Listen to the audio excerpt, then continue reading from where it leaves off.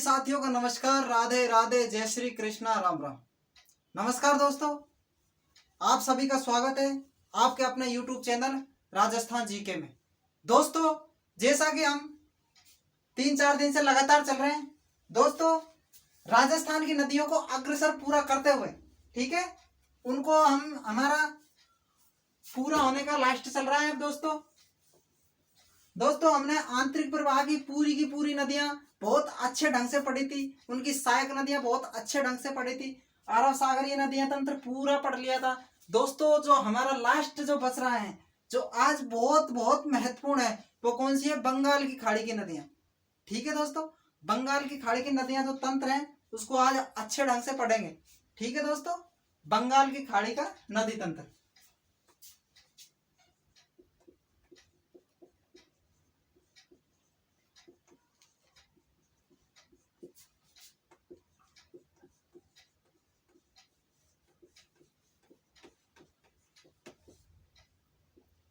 दोस्तों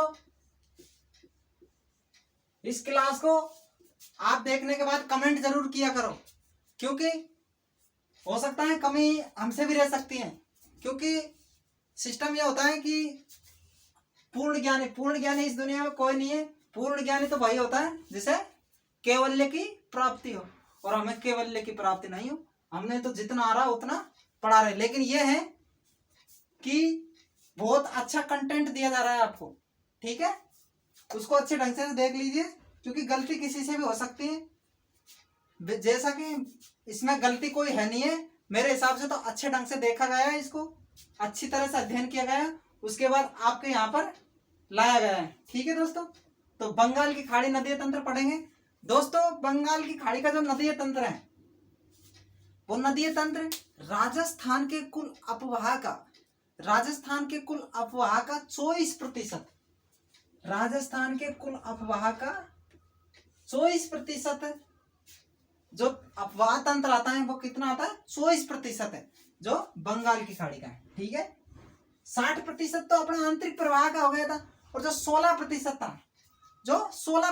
था वो अरब सागरीय तंत्र का हो गया था। अब देखो दोस्तों, बंगाल की खाड़ी की बात करते हैं, बंगाल की खाड़ी नदी तंत्र उसकी बात करते हैं। तो वह नदियां जो अपना जल प्रत्यक्ष या अप्रत्यक्ष रूप से, वह नदियां जो अपना जल प्रत्यक्ष या अप्रत्यक्ष रूप से, ठीक है, प्रत्यक्ष या अप्रत्यक्ष रूप से नदियों में ले जाए, इसे बंगाल की खाड़ी में ले जाए। ठीक है, बंगाल की खाड़ी का नदी तंत्र है।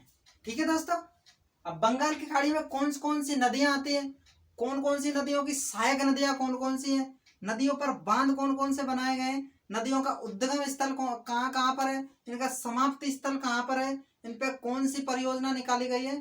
ठीक है, तो आज हम सारी की सारी बातें करेंगे। तो नदियों से आप बेफिक्र होइए। ठीक है, नदियों को मेरे ऊपर छोड़ दीजिए, ऐसा मानो आप बिल्कुल।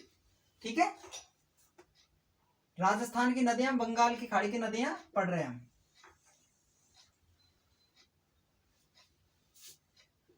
दोस्तों बंगाल की खाड़ी का जो नदी तंत्र है, राजस्थान में 2 भागों में बांटा गया है इसको। ठीक है, एक तो है चंबल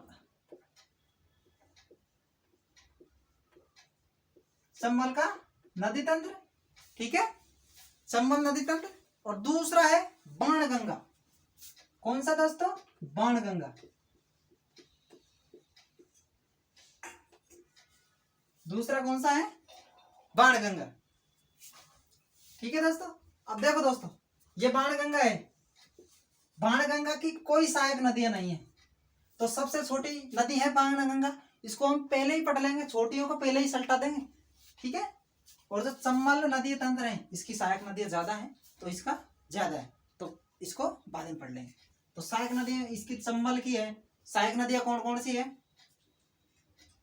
देखो दोस्तों, चंबल की सहायक नदी, दोस्तों चंबल की सहायक नदियों का कई बार क्वेश्चन पूछा गया है कि यह कौन की पार्वती नदी किस नदी की सहायक नदी है? फूल नदी, बैथली नदी, बिलास नदी, परवन, आहू, बामनी, बनास, बेड़स, मेनाल, खारी, ठीक है, डाई, मोरेल, सीप, ठीक है, ये सब चंबल की सहायक नदियां हैं। अब देखो दोस्तों, पहले बात करते हैं हम पार्वती। पार्वती पार्वती नदी, पार्वती नदी, ठीक है दोस्तों। और बात करते हैं हम पार्वती परवन, परवन नदी।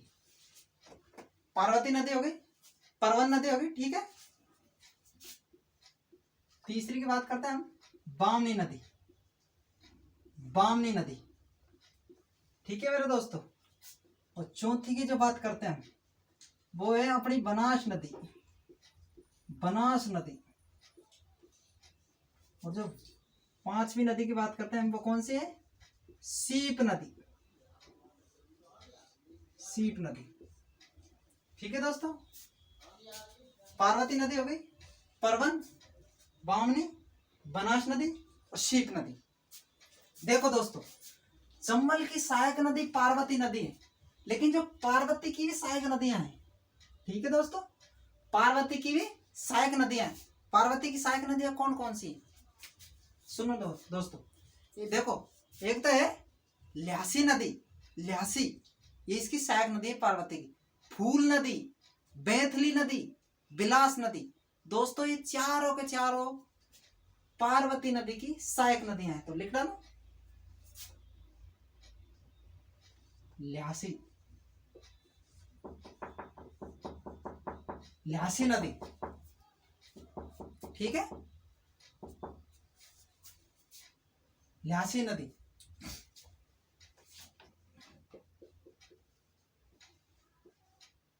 बैथली नदी,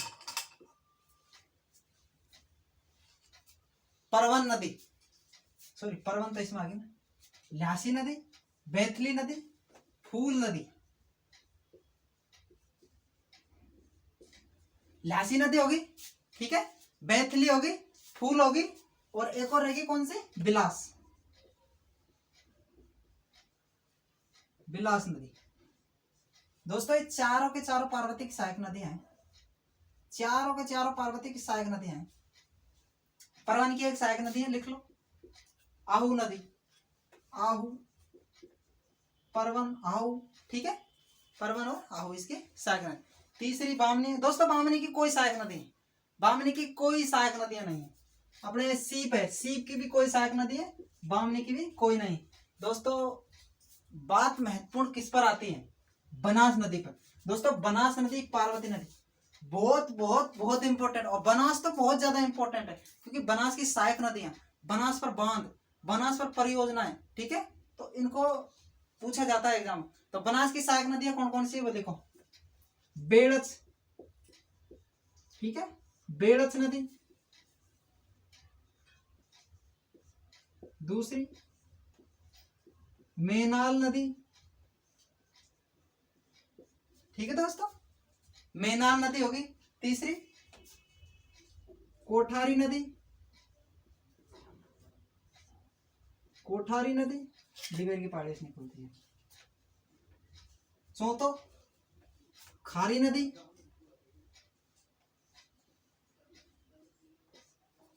ठीक है, खारी नदी।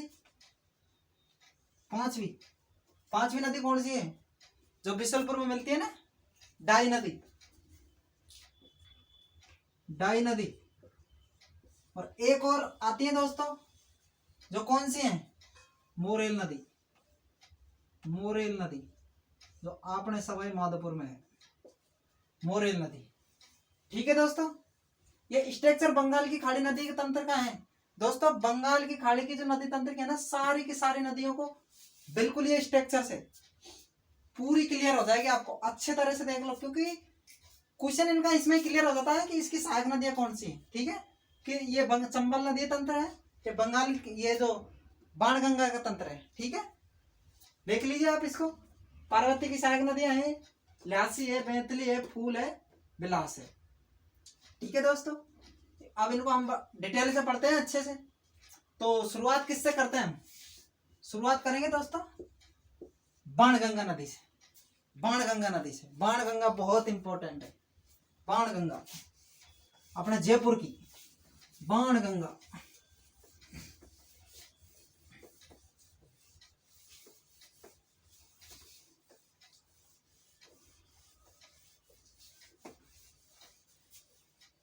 देखो दोस्तों, बाणगंगा नदी,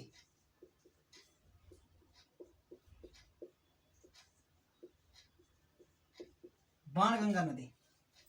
पहले तो दोस्तों इसके उपनाम की बात करते हैं।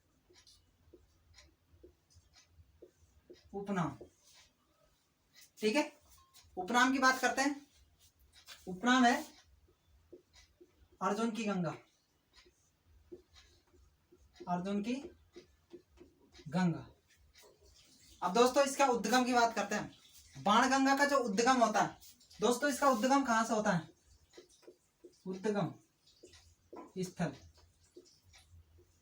बाणगंगा का उद्गम स्थल। दोस्तों बाणगंगा का जो उद्गम स्थल होता है, बेराट की पहाड़ियां, बेराट की पहाड़ियां, जयपुर से इसका उद्गम स्थल होता है। बेराट की पहाड़ियां, जयपुर, बेराट की पहाड़ियां जयपुर से इसका उद्गम स्थल होता है। ठीक है दोस्तों, ये बेराट की पहाड़ी। दोस्तों ऐसा कहा जाता है कि बाणगंगा अर्जुन के तीर से निकली हुई थी। अर्जुन ने तीर मारा और नदी निकल गई। पता नहीं पहले के जमाने में निकल जाती है, अब तो नहीं निकलती है। कितना भी तीर मार लो, कमाल करते थे उस टाइम। तीर मारा और पानी निकला। हमारे पश्चिम राजस्थान में चले जाओ, तीर का कुएं खोद दो फिर भी पानी नहीं आ रहा। तो दोस्तों देखो, ये बाणगंगा लो, ये बाणगंगा लो, बेराट की पहाड़ियां, बेराट की पहाड़ियां, ठीक है, जयपुर, जयपुर उद्गम। दोस्तों इसका प्रवाह क्षेत्र, प्रवाह क्षेत्र की बात करते हैं। प्रवाह क्षेत्र, प्रवाह क्षेत्र में एक तो अपना जयपुर डिस्ट्रिक्ट आ गया, जयपुर डिस्ट्रिक्ट आ गया। जयपुर है, दौसा से होते हुए भरतपुर को निकल जाती है, दौसा से होते हुए भरतपुर को निकल जाती है। अब देखो दोस्तों, बहुत ही बहुत महत्वपूर्ण बात, जयपुर से निकल रही है दोस्तों। भरतपुर में एक बांध बनाया है इसका, भरतपुर में बाणगंगा नदी पर, बाणगंगा अर्जुन की गंगा, इस नदी पर एक बांध बनाया गया है। वो कौन सा बांध है? अजान बांध, अजान बांध, अजान बांध। कौन सा बांध है? अजान बांध। अब दोस्तों ये महत्वपूर्ण, इतनी महत्वपूर्ण बात नहीं है कि ये कौन सी नदी पर बनाया है, बेरा, ये जो बाणगंगा नदी पर बनाया गया। लेकिन दोस्तों इससे जो महत्वपूर्ण है वो इससे भी महत्वपूर्ण क्या है दोस्तों, इससे भी महत्वपूर्ण बांध है कि ये अजान बांध से, ये अजान बांध से भरतपुर में, अजान बांध से भरतपुर में केवलादेव, ठीक है दोस्तों, कौन सा? केवलादेव राष्ट्रीय उद्यान है ना, केवलादेव राष्ट्रीय घना पक्षी विहार अभ्यारण्य।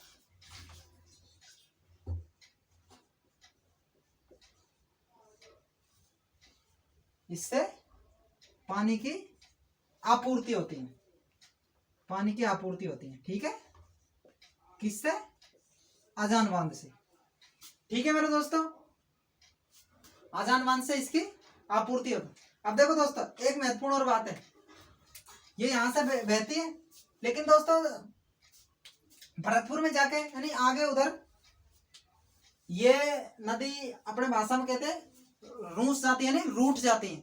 यहां से तो बह रही है, निकल रही है, लेकिन वहां तक रूट जाती है, वहां अगर रूट जाती है। इसीलिए राजस्थान की बाणगंगा नदी को रुंडित नदी के नाम से जाना जाता है। ठीक है, कौन सी नदी? रुंडित नदी। तो रुंडित नदी किसे कहते हैं?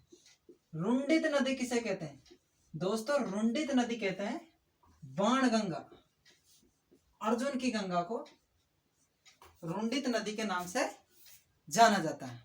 ठीक है दोस्तों, इसके किनारे अशोक का, बेराट की पहाड़ियों से, ठीक है, अशोक का, क्या अशोक का? यहां से अशोक का भाब्रू शिलालेख मिलता है। ठीक है, अशोक का भाब्रू शिलालेख मिलता है, भाब्रू शिलालेख मिलता है। दोस्तों ये कौन सा है शिलालेख? दोस्तों दो प्रकार के होते हैं, एक होते हैं बृहद शिलालेख और एक होता है लघु शिलालेख। तो ये कौन से प्रकार का है? ये लघु शिलालेख है, लघु शिलालेख, लघु शिलालेख। दोस्तों आपसे एक बात पूछता हूं, इस वीडियो को देखो आप, लेकिन दोस्तों एक बात पूछता हूं, आप कमेंट जरूर लिखना दोस्तों, इसका आंसर जरूर बताना आप कमेंट में। लघु शिलालेख, लघु शिलालेख और बृहद शिलालेख।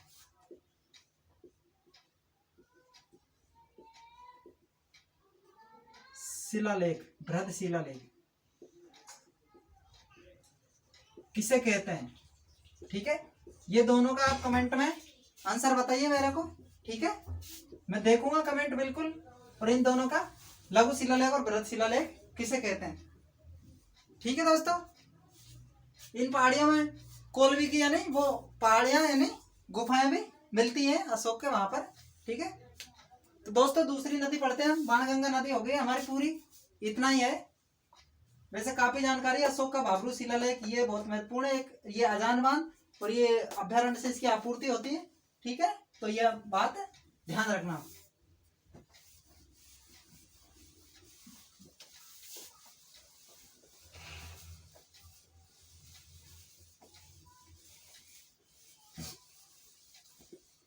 बंगाल की खाड़ी में हमने एक तंत्र नदी तंत्र पूरा कर लिया है, इसका बाणगंगा का। अब दोस्तों संबंध नदी तंत्र में हम पार्वती नदी को बाद में पढ़ेंगे कि पार्वती नदी थोड़ी से बड़ी है। उससे पहले हम एक नदी पढ़ते हैं, उस नदी को लेते हैं बनास नदी। दोस्तों बनास नदी इतनी महत्वपूर्ण है, बहुत महत्वपूर्ण है बनास नदी। दोस्तों इसको चित्र से समझेंगे बिल्कुल, किस जिले से निकलती है, कहाँ होके जाती है, कौन सा बांध है, कौन सी परियोजना है। ठीक है, तो इसको अच्छे से निकालते हैं। ठीक, देखो दोस्तों बनास नदी, बनास नदी, बनास नदी की बात करें दोस्तों, बनास नदी की बात करें तो इसके उपनाम की बात करो। उपनाम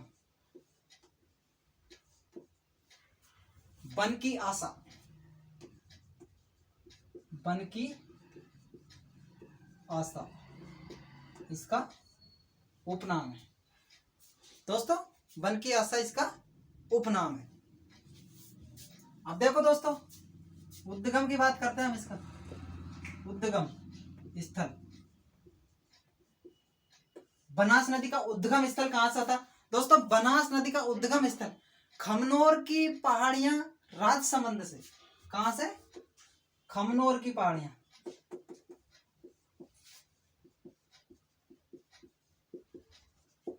खमनोर की पहाड़ियां राजसमंद से इसका उद्गम स्थल हो जाता है। समाप्ति स्थल,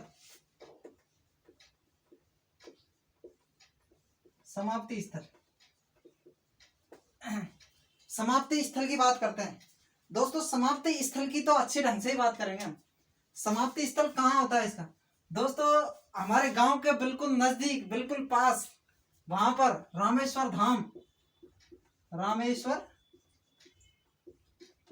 धाम, जहां पर त्रिवेणी संगम है। ठीक है, तो वहां ये चंबल में मिल जाती है, ये बनास नदी, जहां पर त्रिवेणी संगम भी है दोस्तों, जिसकी हम बात भी करेंगे।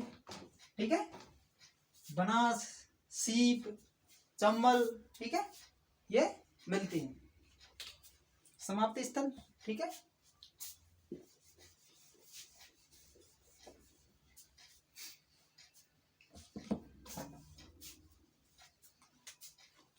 अब दोस्तों देखो स्ट्रक्चर से समझते हैं इसको।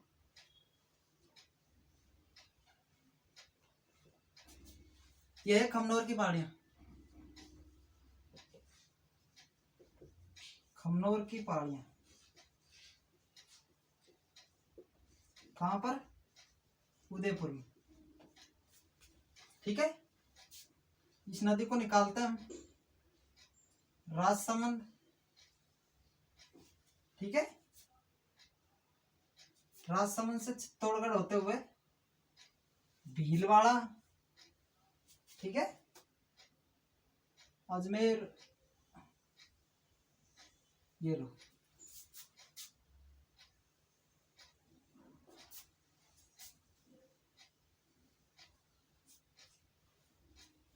ठीक है, ये उधर चंबल में मिल जाती है।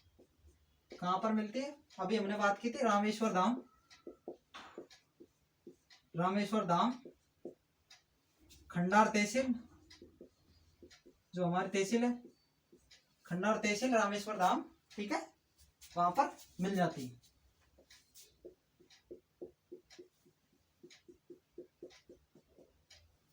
ठीक है दोस्तों, अब दोस्तों देखो शुरुआत करते हैं हम यहां से। तो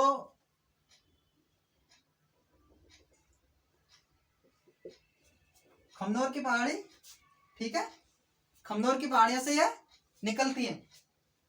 खमनोर की पहाड़ियां दोस्तों राजसमंद में, राजसमंद, ठीक है दोस्तों। यहां पर एक परियोजना बनाई गई है राजसमंद में, वो कौन सी परियोजना है? नंद समंद परियोजना। ठीक है, कौन सी परियोजना है? नंद समंद परियोजना। ठीक है, ये कहां पर है? राजसमंद में। राजसमंद है, चित्तौड़गढ़ है, ठीक है, राजसमंद, चित्तौड़गढ़, भीलवाड़ा, भीलवाड़ा होते हुए, ठीक है, अजमेर होते हुए,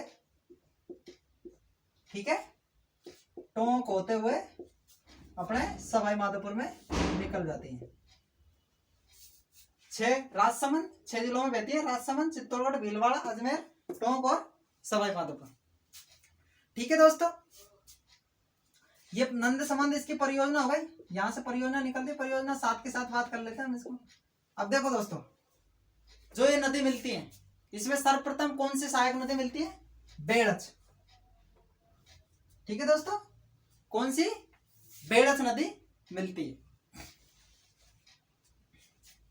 बेड़च, बेड़च, ये बीगोद, भीलवाड़ा, त्रिवेणी संगम पड़ता है वहां पर, बीगोद नामक स्थान पर, बीगोद, भीलवाड़ा में। ठीक है, तो ये बेड़च, यानी कौन कौन सी नदियां? बनास, बेड़च और मेनाल, और एक ये यहां से निकलती है।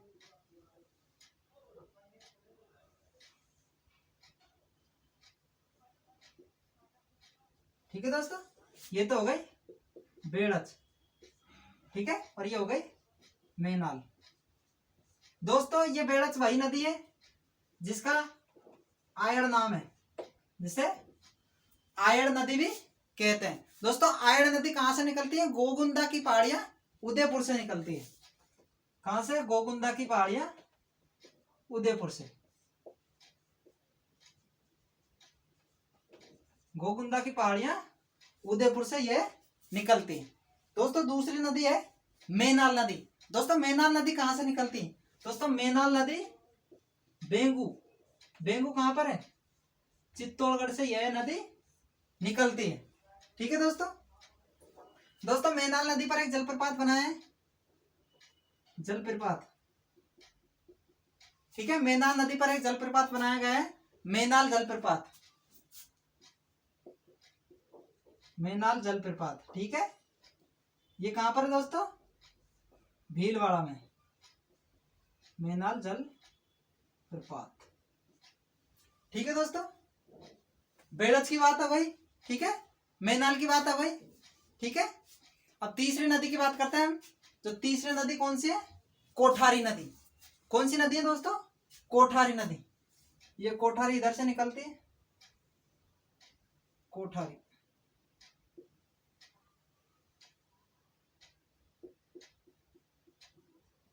कोठारी नदी, कोठारी नदी। ठीक है दोस्तों, जो कोठारी नदी है वो कहां से निकलती है? दिवेर की पहाड़ियां राजसमंद से। दिवेर की पहाड़ियां राजसमंद से यह निकलती। दोस्तों कोठारी नदी पर एक बांध बनाए गए हैं, वो कौन सा बांध है?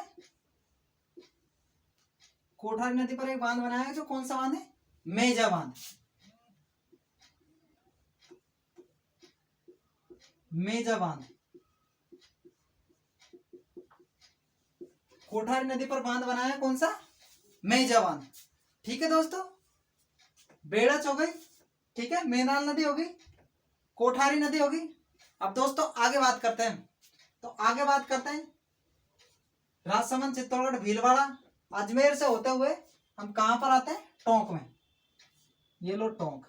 ठीक है दोस्तों टोंक में दो नदियां मिलती हैं, एक नदियां तो इधर से आती है और एक नदी इधर से आती है। दोस्तों ये तो नदी है कौन सी? खारी नदी। खारी नदी, ठीक है।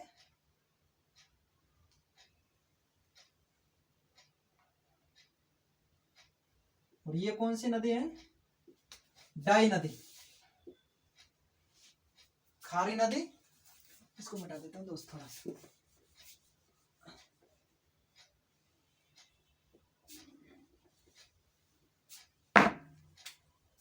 खारी, और ये है डाई नदी। दोस्तों जो खारी नदी है, इसका उद्गम स्थल की बात करें हम, दोस्तों इसका उद्गम स्थल है बिजराल ग्राम की पहाड़ियां। इसका उद्गम स्थल है बिजराल ग्राम की पहाड़ियां। बिजराल ग्राम की पहाड़ियां, राजसमंद से इसका उद्गम स्थल होता है।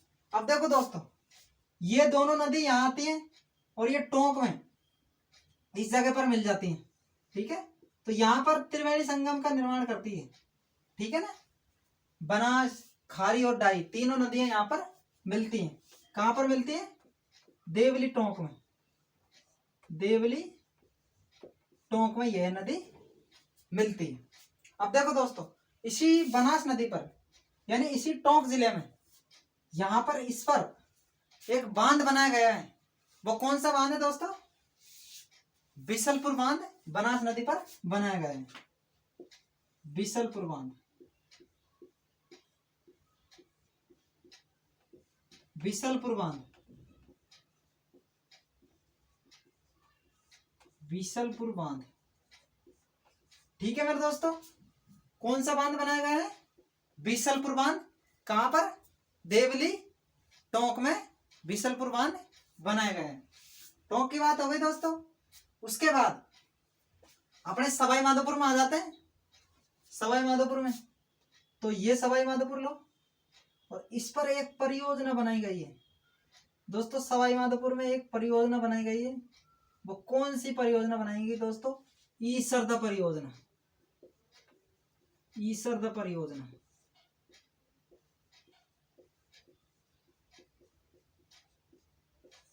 ईसरदा परियोजना, ठीक है दोस्तों। जो ईसरदा परियोजना है ना, तो इसका उद्देश्य था, इसका उद्देश्य क्या था? टोंक, टोंक और जयपुर, टोंक और जयपुर की पेयजल, पेयजल के लिए इसका उद्देश्य था ईसरदा परियोजना का। दोस्तों सवाई माधोपुर में यहां से एक नदी और निकलती है, ठीक है। वो नदी कौन सी निकलती है? मोरेल नदी। मोरेल, यहां से मोरेल नदी निकलती है, ठीक है दोस्तों। अब ये बनास नदी है, ठीक है। सवाई माधोपुर होते हुए खंडार क्षेत्र में ये चंबल नदी में मिल जाते हैं और यहां पर त्रिवेणी संगम का निर्माण करती है। बनास, चंबल और सीप नदियों के नाम से इसका त्रिवेणी संगम का निवास करती है, ठीक है दोस्तों। यहां पर कार्तिक पूर्णिमा को मेला लगता है रामेश्वर धाम पर, ठीक है दोस्तों। ये बेड़च नदी है, ठीक है। अगर बेड़स नदी के हम भाव की बात करें तो ये जो प्रवाह क्षेत्र होता है, इसका प्रवाह क्षेत्र उदयपुर, ये उदयपुर, ठीक है, उदयपुर और चित्तौड़गढ़, उदयपुर, चित्तौड़गढ़ और भीलवाड़ा, ठीक है, इसमें इसका प्रवाह क्षेत्र है। और जो खारी नदी है, खारी नदी, ये खारी नदी, इसका जो प्रवाह क्षेत्र कहाँ है? राजसमंद, भीलवाड़ा, अजमेर, राजसमंद, भीलवाड़ा, अजमेर और टोंक, ठीक है, राजसमंद, भीलवाड़ा, अजमेर और टोंक में इसका प्रवाह क्षेत्र है। ठीक है दोस्तों, अपने बनास नदी हमने पूरी कर ली, बाणगंगा नदी पूरी कर ली। दोस्तों आप सभी का प्यार इसी प्रकार बनाए रखिएगा और हमारी क्लास को ज्यादा से ज्यादा लाइक करें, शेयर करें, ठीक है, कमेंट करें ज्यादा से ज्यादा, और चैनल को सब्सक्राइब करना तो बिल्कुल भी नहीं भूले, क्योंकि ऐसी क्लासें रोज ही चल रही हैं और ये क्लास है, आपको नोटिफिकेशन प्राप्त नहीं हुआ तो उसको बेल आइकन यानी साइड में घंटे का निशान है, उसको जरूर से जरूर दबाएं। ठीक है दोस्तों, आपका प्यार इसी तरह बनाए रखेगा। ओके, धन्यवाद।